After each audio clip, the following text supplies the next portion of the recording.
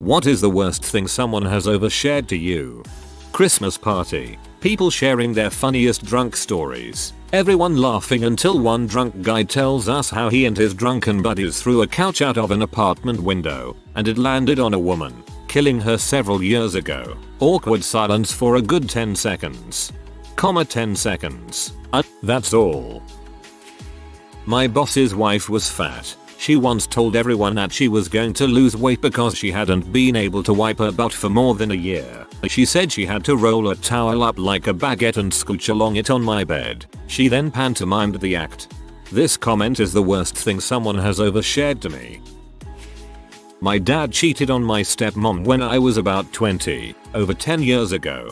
Shortly after they get back together, my dad calls me up and asks for a ride home from the doctor's office. Almost as soon as he gets in the car, he explains that he was there getting stitches in his dong because he and my stepmom had so much sex that the skin on his dong wore out. Acquaintance got hammered. Told everybody the reason she settled for marrying her current husband is because he gave her herpes and she figured nobody else would date her after that. That's just all around sad. Not the worst, but the saddest. Some guy came up to my till to return some toys. I had to ask him why he was returning it so if it was broken or whatever, we could process it properly and not return it to the floor. I was expecting her extra birthday presents or she didn't like them, but he told me that his granddaughter had died a couple days before her 3rd birthday and even showed me a pic. I didn't really know what to say, but looking back on it, I think it was probably easier for him to talk to a stranger about it. My cousin crap himself playing WoW because he was in a raid and couldn't let his friends down. That was something he should have taken to the grave. Hilarious though. Mayam. Bathroom. A guy from El Salvador I used to work with during my construction days would tell stories of him fricking his neighbor's sheep when he was drunk. He would push the sheep up towards the riverbank and start fricking it. Apparently, they're very afraid of water or something, and they freeze up at the sight of it enough so you can get it in. They're probably afraid of water cause they always get raped in front of it. My friend told me that he talks to his Rainbow Dash plushie at night and that he hears her talking back to him. It's kinda sad and made me feel kinda depressed because I don't want him to be so lonely. I talk to a stuffed spider sometimes. Fortunately he doesn't talk back, not that crazy yet.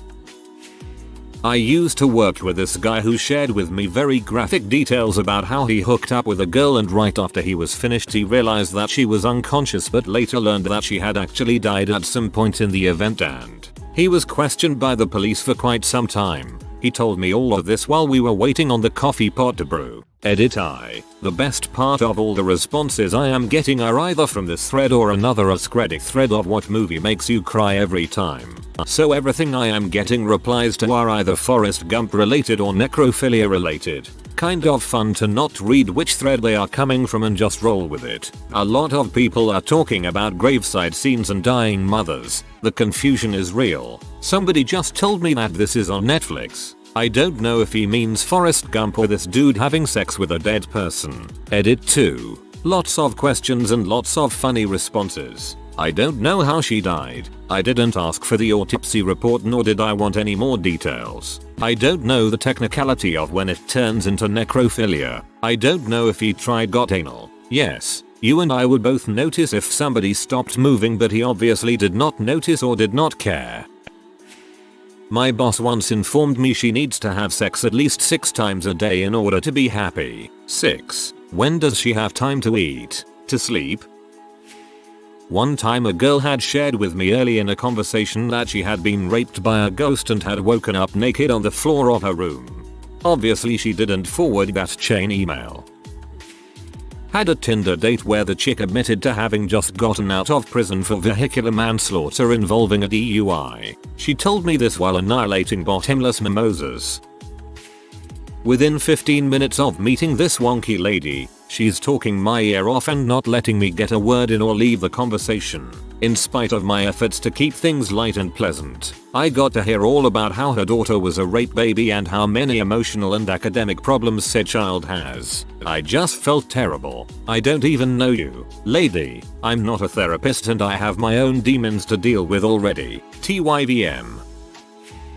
When lived in Manhattan, I had a doorman who was young and very kind. He was a teddy bear of a guy and was always friendly and helpful. He even bought our daughter a cute little outfit when she was born. One day in passing, the subject of his father came up and he just blurted out, "Well, he molested me when I was a kid, so I don't really talk to him now." I was running into the elevator with my baby in tow and could only muster a dumbfounded sorry to hear that and rushed off. I've regretted that moment ever since and wish I would have been more helpful or empathetic. Clearly, it was something he needed to talk about, as it appears to have escaped his mouth during a quick and innocuous conversation. If he came out with it that easily, I honestly don't know if he'd prefer for you to make more a deal out of it. One of the crappy parts of having something bad in your life is that people react so strongly to hearing about it that you feel like you're being impolite if you mention it, even when a passing comment might not be a big deal to you. I met a friend's sister whom I'd heard plenty stories about, that she always wants attention, makes up medical problems, etc. I thought people were exaggerating and being mean until I met her. Within a single minute of meeting her, she has started telling me about all of her uterus problems, going into detail about all the surgeries she's had and medication she's taken. This girl I worked with came over and, for reasons I will never understand, said, "I have to start braiding my hair before I go to bed. I just pulled the biggest hairball out of my vagina. Apparently my hair is breaking off and getting stuck down there." I could have gagged. A coworker told me about how her husband used to chew her food for her and feed her when she had jaw surgery. I asked her why they didn't just use a blender and she got annoyed with me because I guess I didn't realize that he loved her so much he wanted to do this for her. I put my lunch back in the fridge and went back to my office, so grossed out. Bartending at a hotel, a drunk guy said, and I imagined in his head sounded casual and cool, that he had a barely conscious woman that he has been banging between stops to the bar. He smugly offered me a go at her as his tip. I served him another drink, politely declined and called the cops. Guy was arrested at the bar and later sentenced to prison for rape. This was 4 months ago. Good, why are drunk people so dumb? I was 25 many years ago, sitting in a club and this gorgeous girl comes up to my table. She was girl next door, cute and tastefully dressed. She is super friendly and we're totally hitting it off. Sweet girl. All of a sudden she decides to unload all of her darkest secrets on me in a no biggie matter of fact tone. She had been arrested multiple times for stealing. She lost custody of her kids because she neglected it while she was doing H. Her ex used to beat her. There was more. Really, I'm not one to hold your past against you. I'm really not. Who you are today is what matters to me, even then when I was just a kid. But dang, this girl hit me with a bazooka and I've seen less baggage in an airport. Honestly, a part of me thought I could definitely have sex tonight with this gorgeous girl if I pretend to not have a problem with all of her crap for just a few hours, but good lord, I was terrified that she would eat my soul if she got me alone. And I'm telling you, if you saw this girl you would swear she was an innocent little Christian girl. You just never know. My co-worker of a week told me all about how she was fasting in order to be closer to God, so that she could get her kids back after vandalizing her ex-husband's car. Also about her long history of drug addiction, but now that she was saved she was immune to things like opioids. Incredibly awkward, but now I know who to avoid at work. Had a co-worker tell me that she got pregnant at 18 and gave the kid up so one of her relatives would become legal guardian. Showed me her BDSM foot fetish white Twitter account with some graphic pictures, and texted me pictures of her poop. I just started getting to know her when she told me these things too. I get people who overshare emotional things, like the kid thing, or get really excited and want to share their passion, like fetish culture. Poop text. I don't get it. A stranger once told me that he was molested and physically abused by his parents, and that's why he drives trucks cross country for a living while he habitually shoots up a cocktail of M&H. While I was visiting my mother-in-law in the hospital, she had to go to the bathroom. She opens the door, calling my name, sounding anxious. I run over to her, look at the color of my poop up. No. So she makes a huge fuss till I finally realize 1, she isn't going to stop till I do, and 2, the god-awful smell won't go away till I do, and 3, she is even weirder than I thought. Backstory. Okay, there was this obese deaf gay guy that worked in my office. He was nice enough but shared way too much. I think he needed someone to vent to and tried to play off the really awful stuff that happened to him as normal. Guy really needed to see a therapist. Anyway, one day he told us his transformative story. Apparently he was on an overnight trip with his Pentecostal church leader and the guy molested him. He said they had a beautiful relationship but dude was 12 at the time. But anyway, he claims this is the point that really showed him the path to take in life. Dang dang dang. Obvious statement. That's awful. Less obvious statement. Sometimes people reconcile things for themselves in weird ways. People have their own narratives of their lives and it's fine if they don't feel how they're supposed to about something. Maybe he needed to believe that. Called a 20-year-old addict patient's mother up to let her know that her son was in the ER and was doing okay. The mom broke down on the phone telling me how she was dreading the day she was going to get a phone call informing her that her son was dead. She told me how her son had been a good kid growing up. She had tried to get him help for his addiction to no avail. The last time she saw him she was driving him to rehab, and he had jumped out of the car at full speed and run off. She hadn't seen or heard from him since. She knew her son was engaging in high-risk sexual behaviors and that he was injecting. Never have I heard such a defeated voice. What killed me is that she asked me where she went wrong as a mom and I had no reply for her. Later that night the patient tried to hang himself with the oxygen hookups on the wall. While we were struggling to cut him down, all I could think of is how I was going to have to call his mom. Dang, and I thought this thread was gonna be funny. This kid my girlfriend knows casually mentioned that he fricked 3 of his sister. He said that he was just teaching them that BDSM was right. I'm not saying it isn't for some people. I just put it that way because one of his sisters is in 5th grade, one is in junior high and the other is a freshman in high school. Not sure if he was joking or not, but the idea is unsettling. I knew this guy back when I went to her school and he was a major creep. I doubt that what he did was done without a lot of manipulation. You should probably tell someone about this.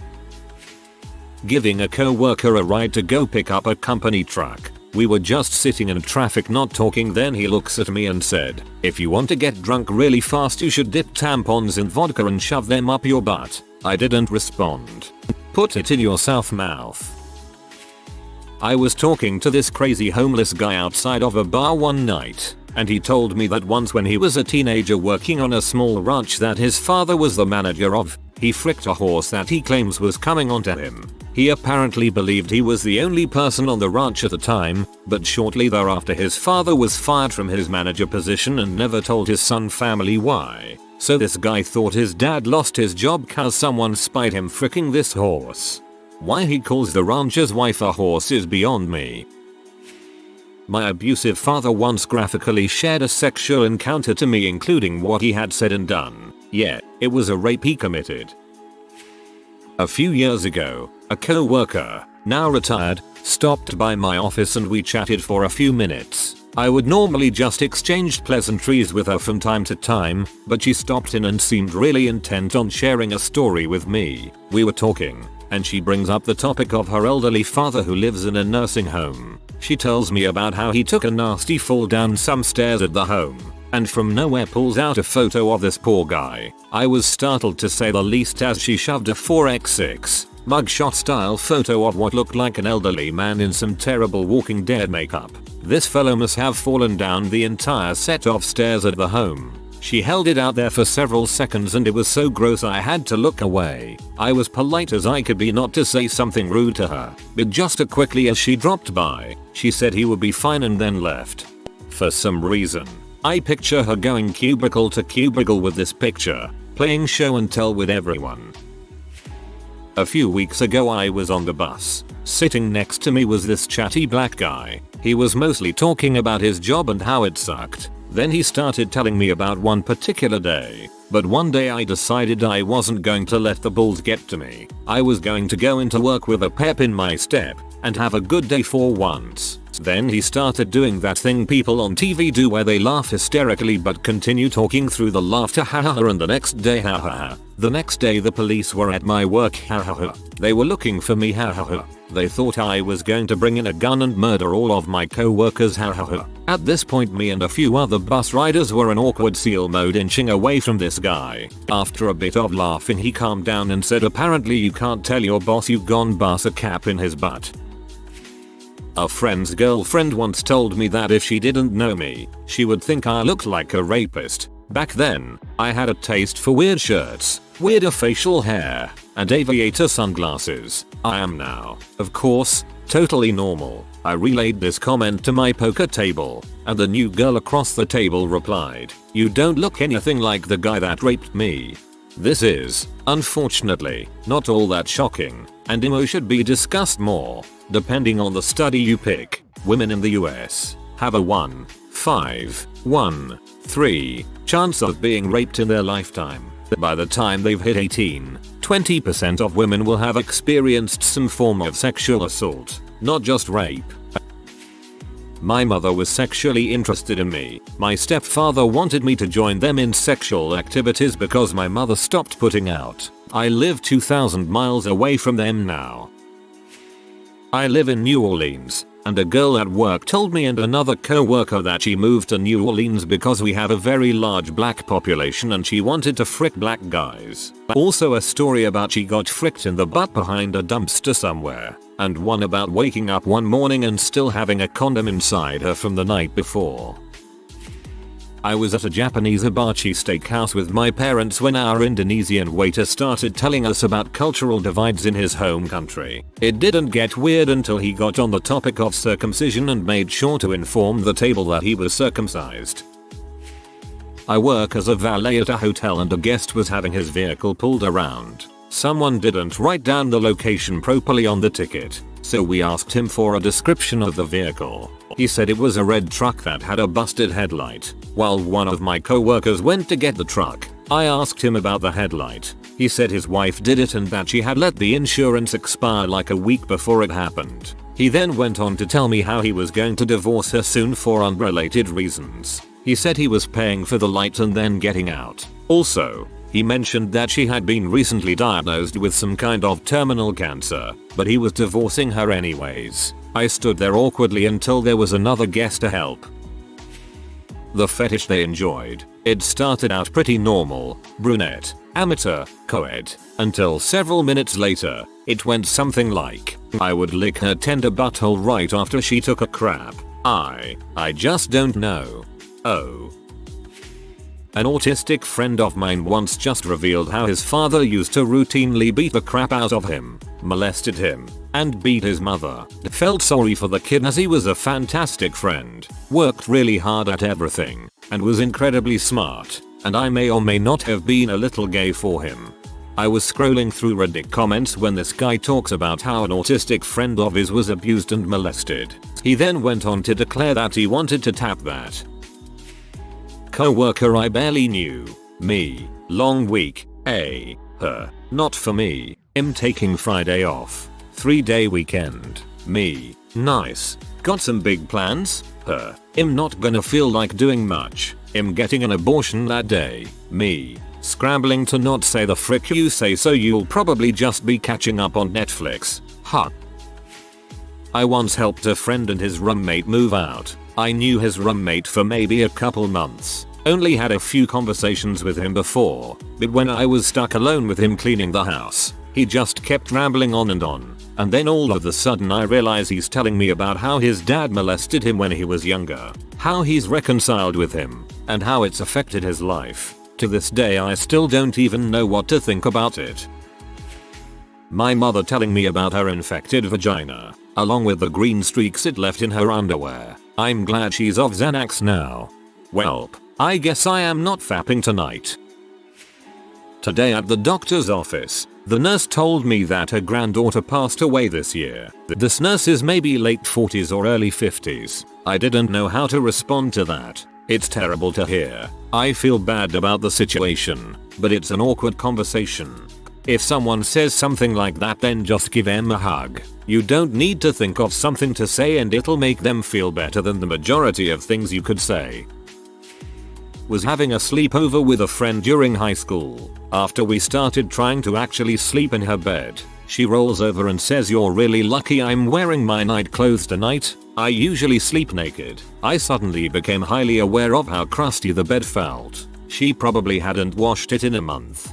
Speaking as a slob, I've gone over a month without changing bed sheets and they weren't crusty. Those bed sheets were either abused or they were there much longer than a month. Since he has decided to evict me out of the blue, I don't feel bad about mentioning the things that my walking stereotype neckbeard roommate has overshared with me. He told me that he used to be gay, that he grew up desiring men and still gets man crushes to this day, but has forced himself to be with women because being gay is wrong. He also told me that he had a full-blown romantic sexual relationship with his sister a few years ago, lived together as a family and acted as a father to her kids, who were not his, thankfully, and everything. Funnily enough, part of why I'm being kicked out is so that she can't move in. The other part is because I won't date him. What the frick? I think you're going to be a lot better off away from that creep shell. I may have shared this elsewhere. Overshared. My girlfriend one afternoon in bed at her place, basking in the afterglow of summertime Saturday sex, told me about the time she smeared peanut butter all over her haw to try to get her dog to get intimate with her. The dog was on the floor next to the bed when she revealed this. I was so stunned I just nodded like, yeah, that. Maybe I was close-minded. Maybe I was immature. Maybe I hadn't yet found my freakier side. But I never quite looked at her, or her dog, the same. I still like peanut butter a lot, though.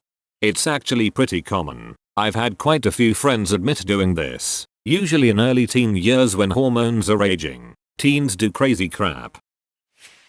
We had a new employee at work. I said hello. I don't know why. To be honest, I am not that friendly and I didn't even introduce myself. I just said hello. I started walking away and he said something, so I turned around. Worst mistake ever. This dude talked to me for 35 minutes about how his wife left him and how they went and saw a counselor and how she started banging this dude and how he's with this big titted redhead now. He also whipped out his phone and showed me nude pics of her. All of this from me just saying the word hello. Never again. Hello. Not even once. If you are new to the channel, you can subscribe. I publish new videos every day. Until then, check another video.